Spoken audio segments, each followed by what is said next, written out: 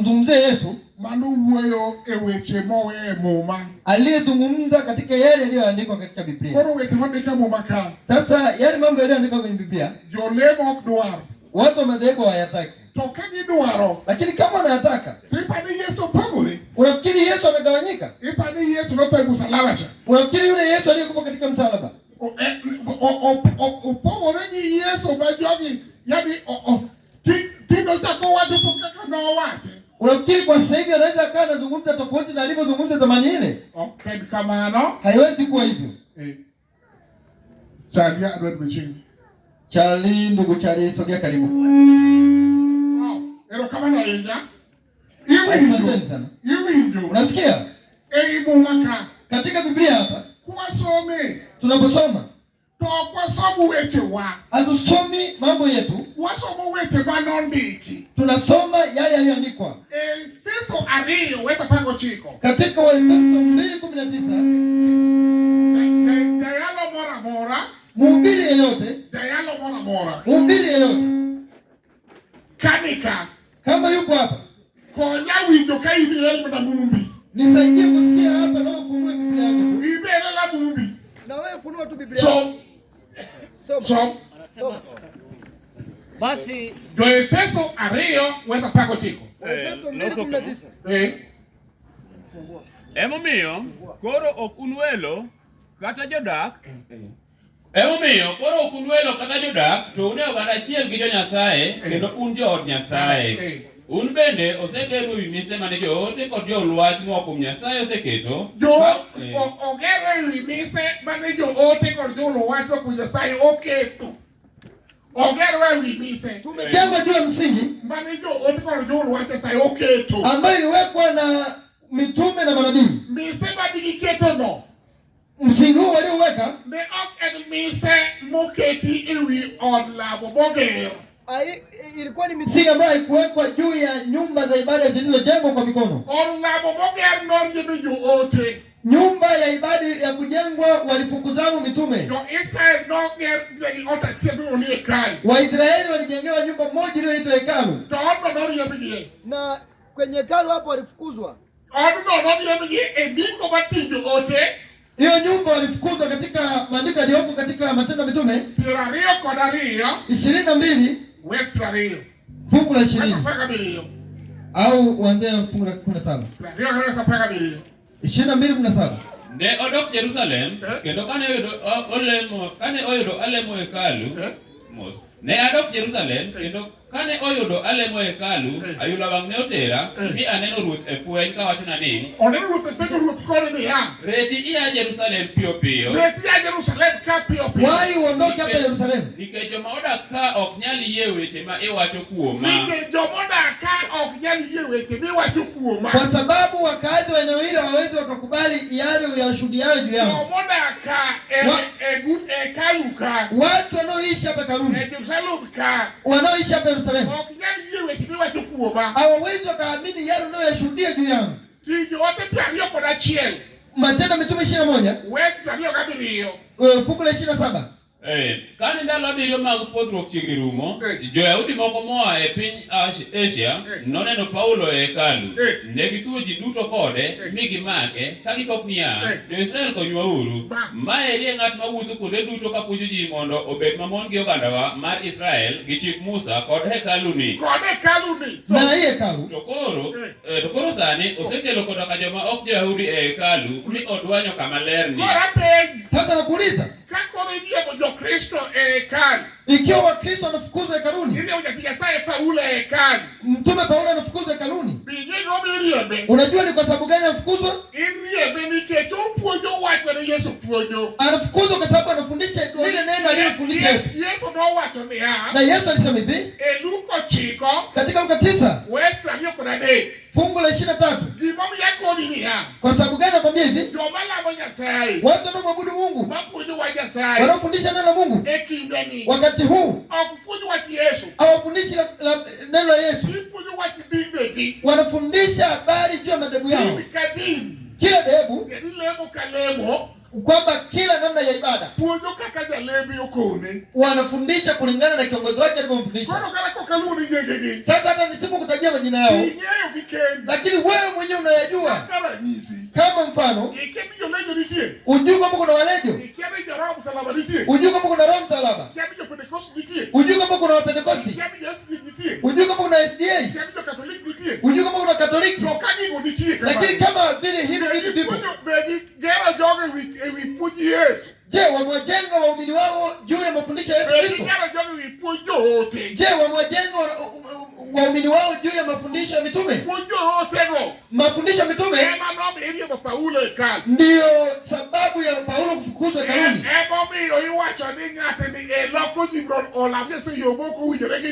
Hayo ndio yalisababisha waseme kwamba huyu mtu anawafanya watu waabudu kinyume na sheria.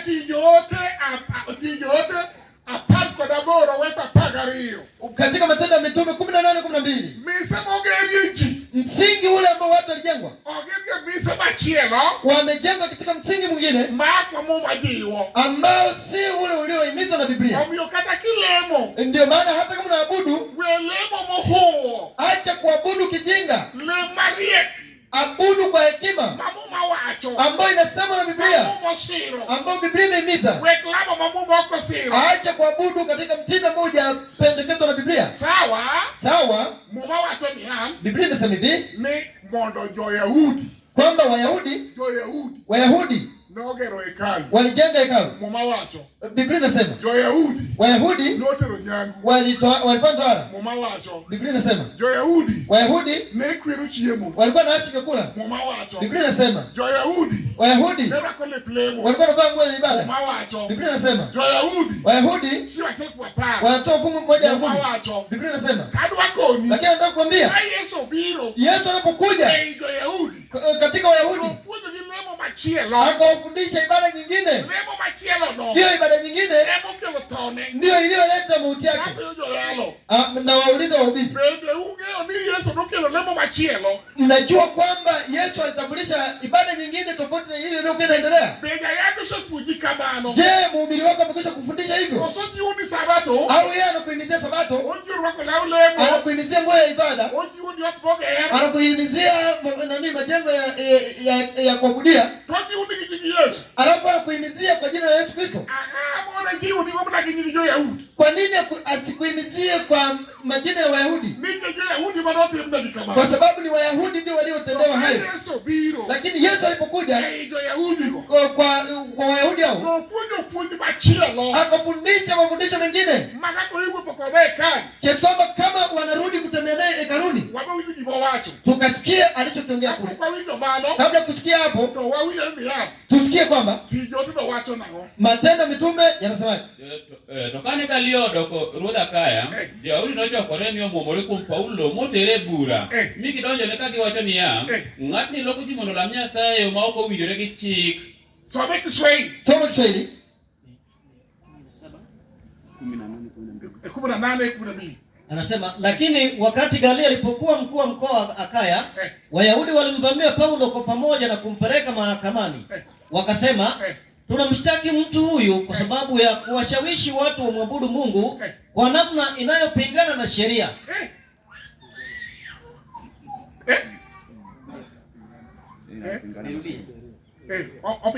Na sheria. Ambayo inaonyesha kwamba hafundishi kama ibada yao ilivyokuwa inaenenda. Inapingana. Ndio kilichopelekea Yesu kufa. Sasa nakuuliza, sasa unaweza ukashangaa kwamba mhubiri wako ya kusomea hapo na amekufanya muumini. Sasa wakati mwingine hajakufanya, yaani amekufanya muumini, akikuitia nyumba ya ibada ni kanisa. Anakuambia nyumba ya ibada ni kanisa. Tunaenda kanisani. Kuna namna mtindo fulani wa ibada. Mwingine anasema hivi, tofauti na yule. Tunaenda kanisani. Yeye yuko tofauti na yule wa kwanza. Yeye anasema anaenda kanisani. Hii kanisa wanaolitaja hii. Hii ambayo inawaunganisha. Ambayo inafanana na jina la Yesu. Nayo inawaunganisha. Yesu yeye aliwaunganisha. Mafundisho yake yanatofautiana au ni mamoja?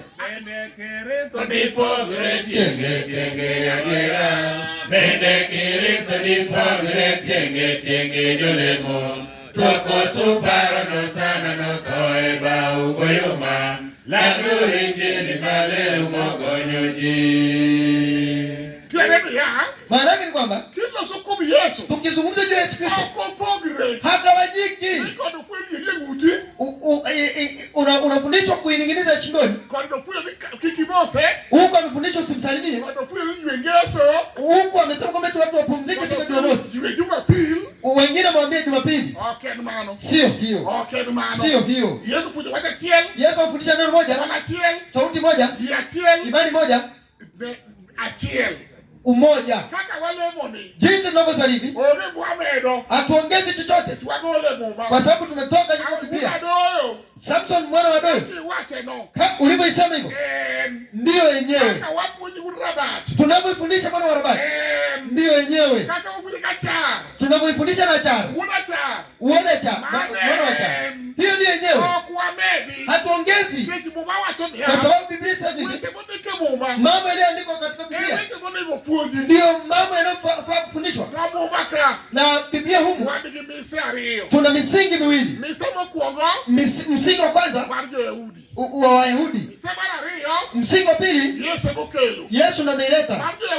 Ile Wayahudi kiongozi alikuwa ni Musa, ambao kuhani mkuu ni Haruni. Yesu anapokuja anaharibu ule msingi wa kwanza. Ukuhani huu wa Yesu ni tofauti na ule wa kwanza. Hebu sikia ulivyo. 9 kamili wa Ibrania fungu la 22. 9:22. Soma Kiswahili kwanza. Inasema naam, kadri ya sheria karibu kila kitu chaweza kutakaswa kwa damu. Sasa. Na dhambi nazo zaondolewa tu ikiwa damu imemwagwa. Sawa. So Chutho, kaluwore gi chik Musa, chiegni ni gik moko duto ipuodho gi remo, kendo ka remo ok ochwe to golo richo onge.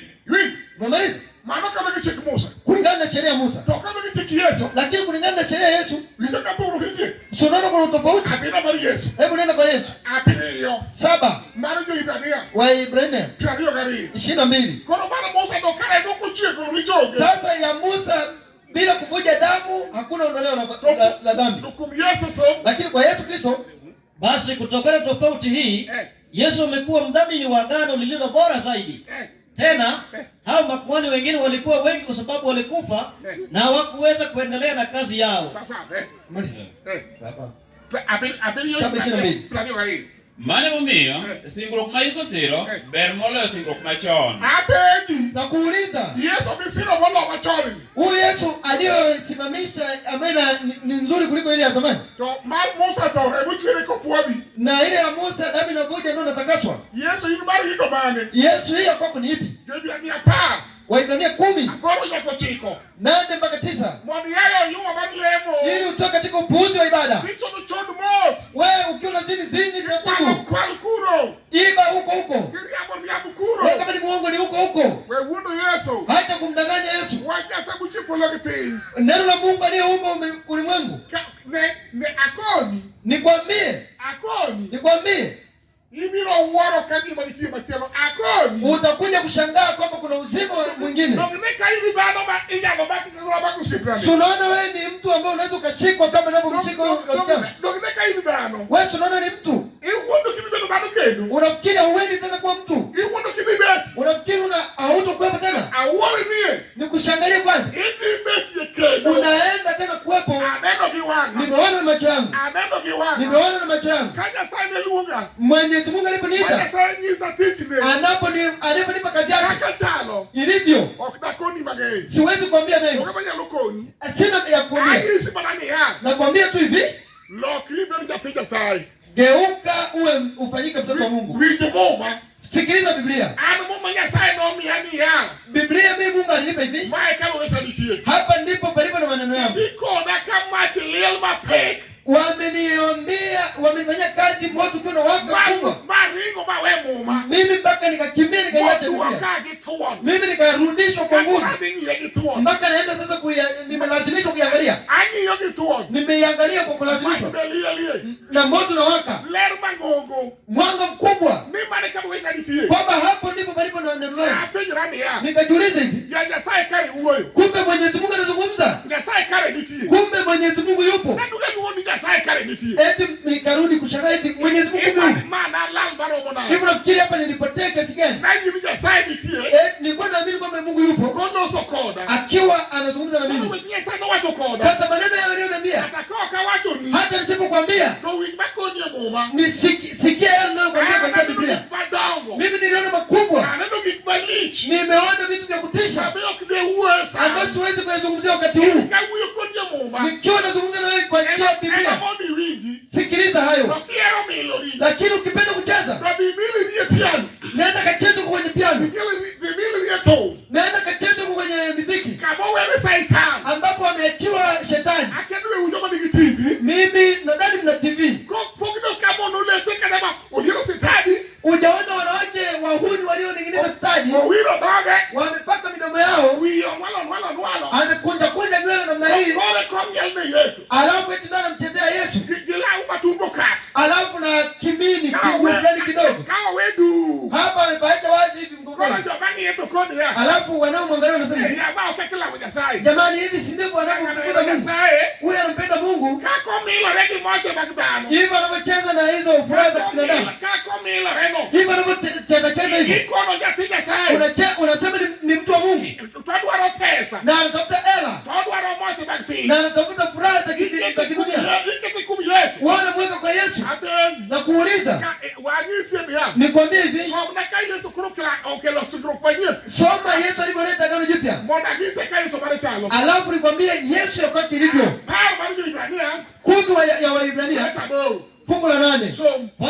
Kwanza alisema utaki wala upendezwe na dhabihu, sadaka za kuteketezwa na za kuondoa dhambi. Alisema hivyo ingawa sadaka hizi zote hutolewa kufuatana na sheria.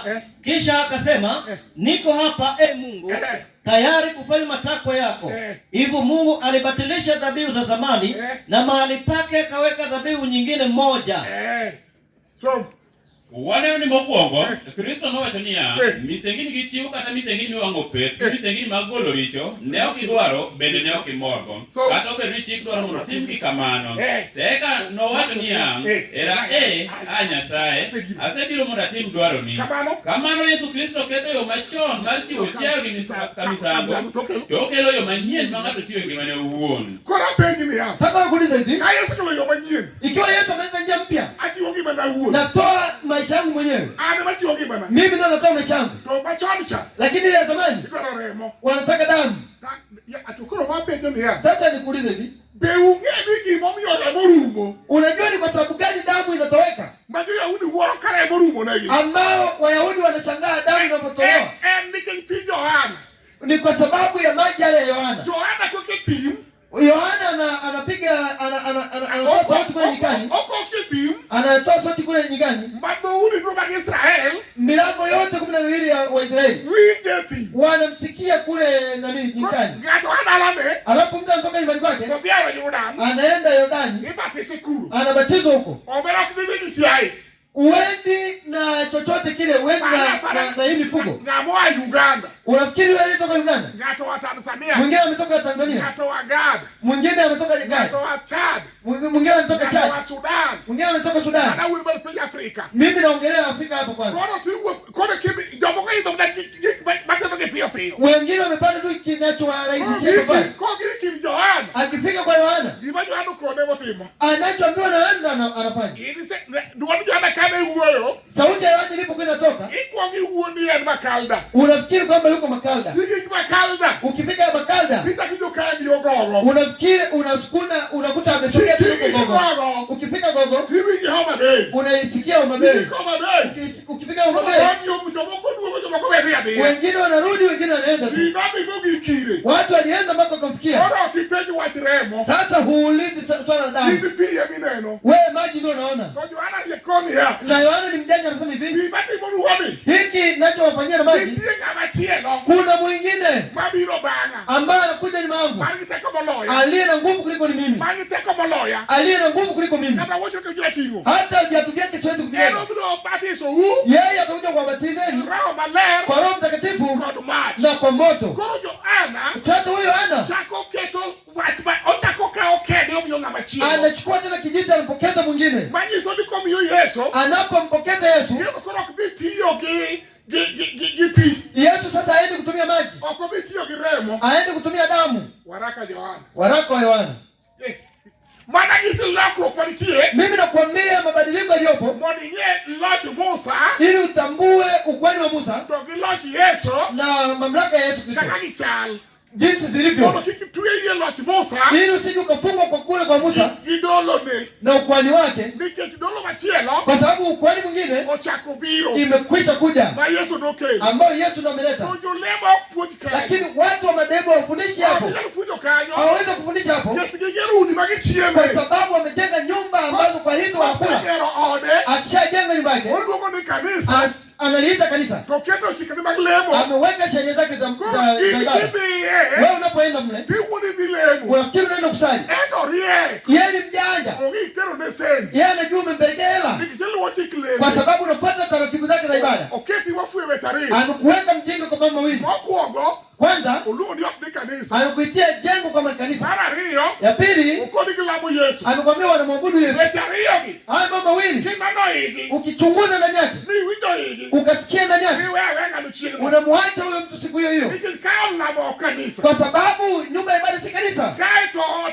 otumundu ni kanisa. Alafu hiyo nyumba inaita kanisa. Kime mileme. Matendo yanayofanyika mle ndani, Kinone muma. ukichunguza katika Biblia, Kipenge. ukimuuliza Kwa iye wangu. anakasirika, Koni winjo. anakwambia unasikia, Kiye leo moro. nenda kwenye nyingine, Ya siasa. tafuta ibada nyingine. Waka kuna siasa. Hapa hatutaki siasa, Sawa mang'eny. hata kulichunguza sana. Lemo ni lemo.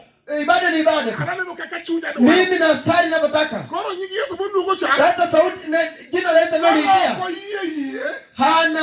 Anakubadilisha katika imani. Mono puji nyingi Yesu.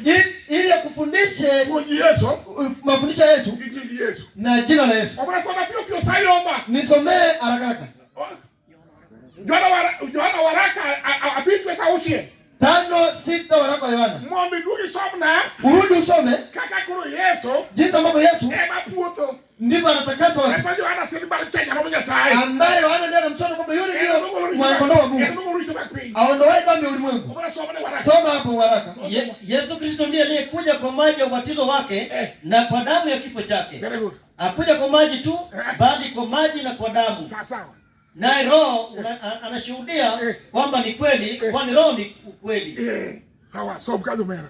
Gik manyiso adier man kuom Yesu Kristo. So Yesu Kristo e jal mane obiro gi pi mar batisone kod remo mar thone. To winjuru ni ne ok obiro gi pi kende, to nobiro gi pi kendo gi remo. Roho owuon nyiso ni mano en adier, nikech Roho e adiera. Koro ka Yesu biro gi batizo wa remo mar thone. Sasa Yesu anapokuja na maji ya ubatizo wake Remo mar thone. na damu yake, Obiro gi kokade. amekuja na vitu vitatu. Biro gi pi. Amekuja na maji, Biro gi remo. amekuja na damu, Obiro kod pi remo gi roho. amekuja na maji na damu na roho. Koro gi kokade. Sasa hivi vitu vitatu Nisto gi bora chiel. vinaashiria kitu kimoja, Omiyo Yohana sieme. na ndio maana Yohana anamsonda. Yohana mar Injili. Yohana wa Injili 1:29. 1:29 Sieme ni inamsonda hivi, Dalcha. yule Jarobo Nyasaye. mwanakondoo wa Mungu Mago wicho mag pi. aondoe dhambi ya ulimwengu. Koro jarobo no. Huyu mwanakondoo Oko biro gi ot migero. yeye ajaja na nyumba ya ibada, Oko biro gi thum migoyo. ajaja na miziki, Oko biro gi law mirwako. ajaja na mavazi ya ibada. Obiro gi wach. Amekuja na neno Makodonjo e paroni. ambao ujumbe huu ukichukua Kodonjo e chunyi. ikakuingia moyoni, Loki japika saye. inakufanya mwana wa Mungu. Kwa sababu ya Au nikuulize kwamba Koro kwa miel na piano. sasa tucheze tu hapa piano, Kwa miel piano. hapo tucheze tu piano, Pili kum Yesu. haifanyiki kwa Yesu Yesu Kristo. na watu baliu. Yesu anataka maneno, Kodonjo e chunyi. habari inayoingia moyoni, Ko paro. inakubadilisha mawazo. Ko malongo. Unakuwa mwanamke aliyejitunza, Imedo malongo. unakuwa mwanaume anayejitunza, Imedo kijana malongo. unakuwa kijana anayejitunza, Ayo dada utu jatimbo riere. ambaye ukiwa kwenu ni mtu uliyenyooka, Awi jojo nyual. anayewasikiliza wazazi, Idaki wijo chuori. mwanamke na mtii mmeo, Chuo heru Mwanaume unampenda mkeo. Na watu wa watu wa kitongoji kwenu wanakupenda kwa sababu mambo yako ni mazuri. Hayo ndio tunaoambiwa na Biblia. Sasa sio kuleta piano alafu watu wanacheza, walevi na wazinzi wanacheza. Aliyeleta anasema watu wanamtumikia Mungu, vumbi inaibuka, watu wanamtumikia Mungu. Mlevi anasema hivi, leo naona ibada imetuunganisha, leo ibada ni tamu. Hiyo haipo kwa Yesu. Soma Biblia. Mwana kondoo wa Mungu. Kesho yake Yohana alimuona Yesu akimwijia, akasema, huyu ndiye mwana kondoo wa Mungu aondoaye dhambi ya ulimwengu. Huyu ndiye niliyeongea juu yake niliposema, baada yangu anakuja mtu mmoja aliyemkuu zaidi kuliko mimi, maana alikuwako kabla ya mimi sijazaliwa. Mimi mwenyewe sikumfahamu, lakini nimekuja kubatiza kwa maji ili watu wa Israeli wapate kumjua. Unasikia hapo? Maana yake ni kwamba Yesu alipokuja, Yohana anamsonta. Yohana alipokuja, habari za damu zimeisha. Wao unaona na macho yako. Utembeaji ule uliotembea na ulikotoka nitakasi. Uwezo ukamwambia tena habari za damu. Anamsonta tena Yesu. Yesu anapokuja, Yesu naye amekuja na neno pekee. Unajitakasa mwenyewe. Sasa utafuti mifugo, umtafuti mtu. Waraka wa Yohana 3:3. Kwa Kiswahili kwanza.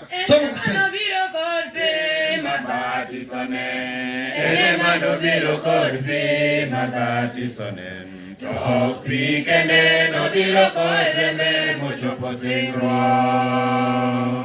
Ene mano biro kode magatisone.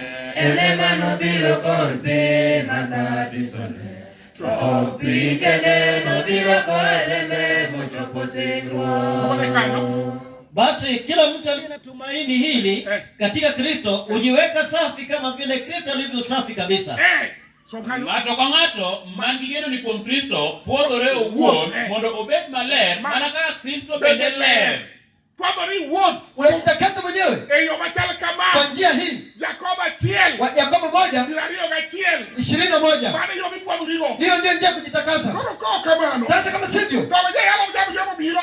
nenda kwa huyo mhubiri wa shetani akupe mavazi ibada.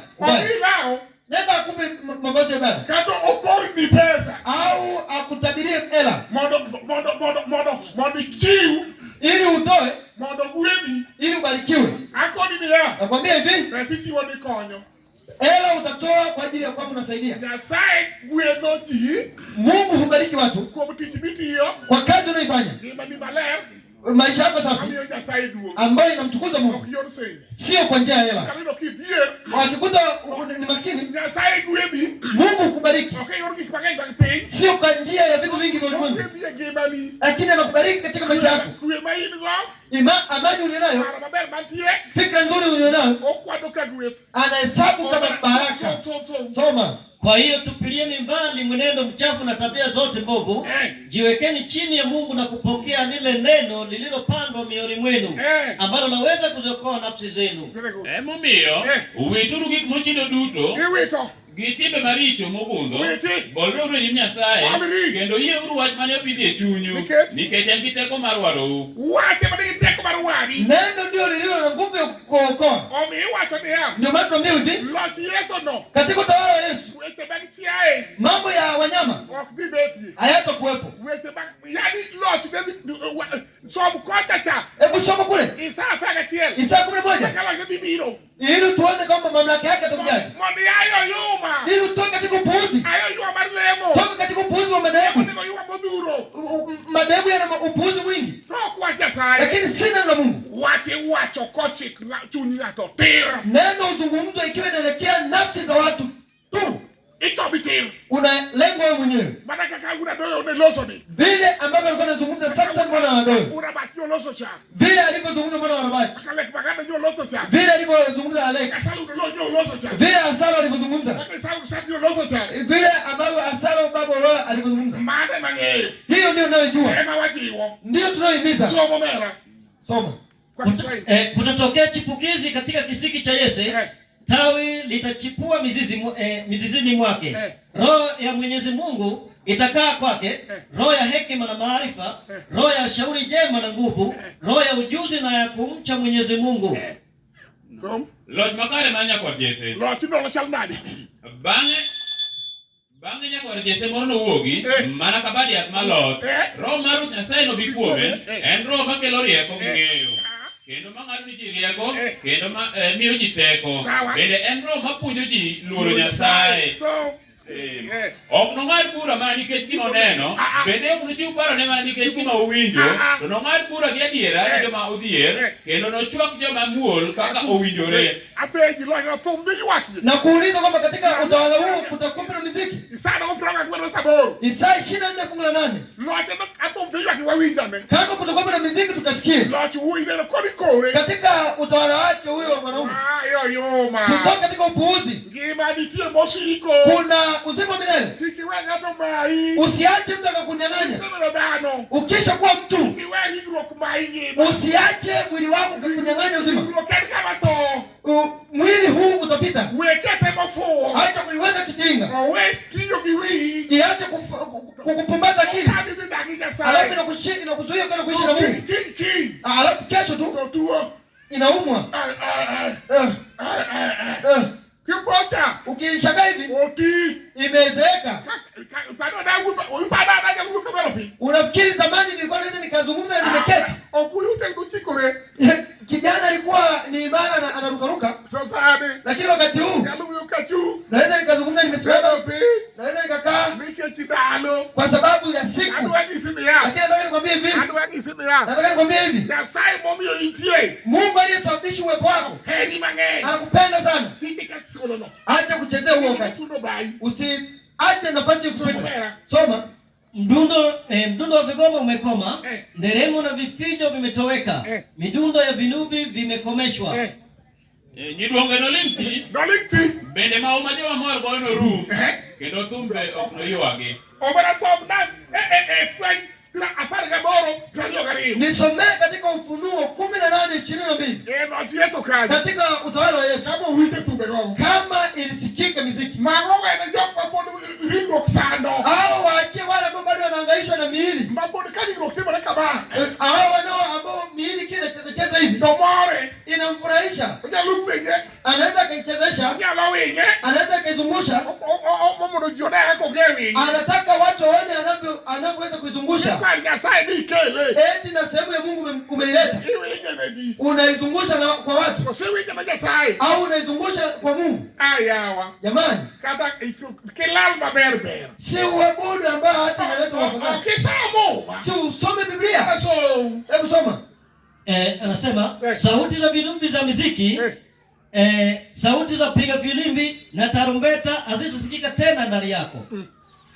Nduoni jo mago yotum kijo wer kijo mago asili kijo mago yotungo kuno chako wingi kuomi kendo ngang. Tieko no mera. Umemaliza? Ai nawe sibandono. Hebu toka katika mambo ya kipuuzi. Niganga ngigo kuro. Nenda kavipige huko. Yesu kiani. Yesu atujui. Tabe jime ya. Nakuuliza hivi. Iko aika Paulo. Sasa unaipiga kama Paulo? Kusoka Yohana. Au kama Yohana? Kusoka kama Riko. Au kama Marko?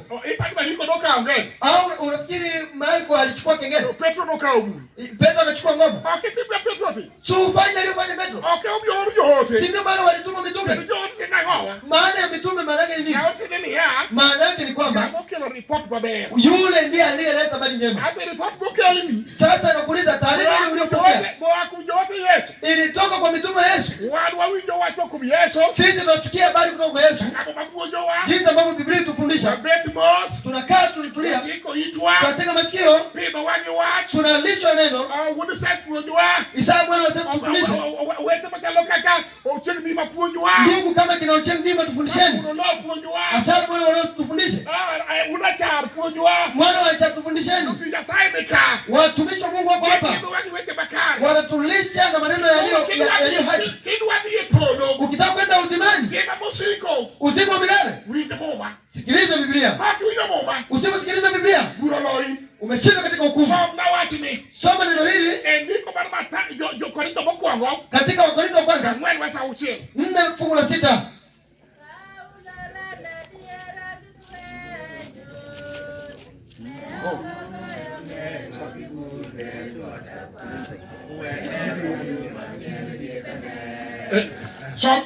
Soma. Ndugu, haya yote niliyosema juu ya Apolo na juu yangu ni kielelezo kwenu kutokana na mfano wangu mimi na Apolo. Nataka mwelewe maana ya msemo huu. Zingatieni yaliyoandikwa, kati yenu pasiwe na mtu yeyote anayejivunia mtu mmoja na kumdharau mwingine. Owetena, aketo wechegi duto kuoma kendo kuom Apolo kaka ranyisi ni mondo upuonjrugo tiend ngero mawacho ni kik ukadh weche mondiki e Muma. Yawa, koro walit kama nao. Jamani, nauma kwa nini? Kik ukadh weche. Msiavuke yale yaliyoandikwa. Kapeni. Sasa ukulize. Ndio sije kimu manitiari. Sasa umeshasikia kwamba kuna magano mawili katika Biblia. Ndio mali ya Yahudi. Kuna ukuhani wa Wayahudi. Ndio kwa Yesu Kristo. Alafu kuna ukuhani wa Yesu Kristo. Ndio mali ya Yahudi. Ukuhani wa Yesu wa Wayahudi. Neno ndio mali Yesu. Inaiona ukuhani wa Yesu Kajiba pingogi. kama inawapinga. Omiyo gineje. Wakamuua. Kati Yesu chio. Alafu Yesu akafuka. Ndio chio Yesu. Baada ya kufufuka kwake. Koro kaburi ndio kilemo cha. Kama unarudi tena kule kwa Wayahudi. Jamani, Yesu chio. Yesu amefufuka. Idoke lemje Yahudi. Alafu narudi kwa Wayahudi. Moneno Yesu. Iliyomuua. Jamani. Kolosai 3:11. Kolosai 3:11. Obara udai akuni dokleme bindadi. Na kuambia kama unarudi tena kwenye madhehebu kai ine kiwanja na huko hapo kwenye kiwanja. Dokleme bindadi. Alafu narudi kwenye madhehebu. Inmalati. Huko vibaya. Jowadwa ni jogo manonego ruoth ne lemo. Beuseko wiya diera jowadwa ni jogo manonego ruoth ne lemo. Samoro pokinono, kapokinono dipo kilemo ki jogo majone. Samoro pokinono, kapokinono dipo kilemo ki jogo majone. Yesu nene puonja diera e sunagoke manene chwanyo chuny jopuonjre Musa. Yesu nene puonja diera e sunagoke manene chwanyo chuny jopuonjre Musa. Pog lembi Yesu gi lem Musa maneno miyo ruoth otho e bau. Pog lembi Yesu gi lem Musa maneno miyo ruoth otho e bau. Kao kipogo kanyo. Usipotofautisha hapo. Kuna tele pesa wala kumihero. Wewe nenda kapeleke hela kwenye nyumba yote ibada unaipenda. Ndio kama hivi. Shukuru. Ndio kama wale wito ni ha. Tunataka kusikia kwamba kani pia pejo moro. Kama kuna swali lolote, wale pejo. Tunataka hilo swali. Ndio wanigie. Tena tuna imani minga bapejo peja kwamba yeyote anayeweza kuuliza ulize. Kile uijoa Kwa sababu mko mnatusikia. Joka rungune uijoa. Watu wa sori mlikuwa mnatusikia. Joka nyidoto ne uijoa. Wakanyida wote mlikuwa mnatusikia. Anyamkango ne uijoa. Wakanyamkango mlikuwa mnatusikia. Leo josuna uijoa. Watu suna mnatusikia. Joshirati ne uijoa. Watu shirati mnatusikia. Wako kani tia kani kipenzi. Sasa kama kuna mtu ana swali, penja. Aulize tu. Na mabari si berudi. Namba ya simu nimeshapewa kare ne jo winjo marwa mane winjo wa radio QFM kumora mauntiere en thuolo makare kuom muda modongo mondo upenj penjo kaka uja penjo pile kendo ayawo thuolo ka imiyo namba mar studio gi operator mar studio kanisori QFM kendo wan thuolo mar yudo penjo e thuolo modong ni penjo mabeyo kaluwore gi puonj mopuonjore kik penjo mar oko mar puonj mopuonjore erokamano orwako owadwa Tijan kata jalendo wadwa mon gi studio tudwa mondo mi wawinj penjo ma jopiny nigo kaluwore gi puonj erokamano. Bravo.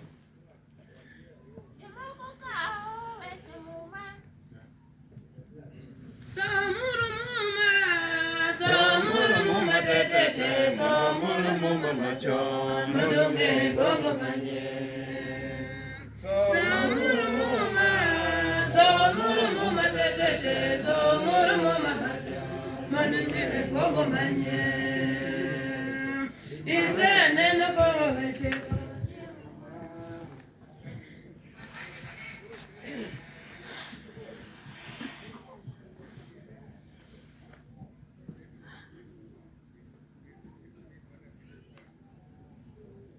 Thuolo mar penjo Radio QFM kumoro ma jowinjo nitie thuolo mar penjo wadwa somne gi namba.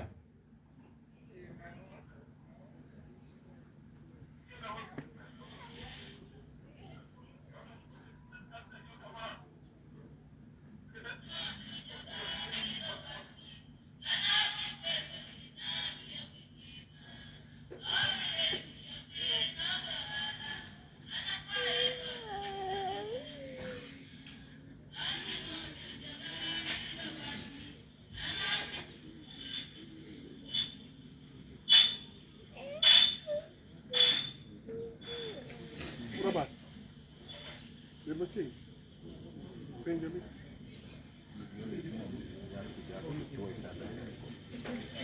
Bedka, ito dua kasi.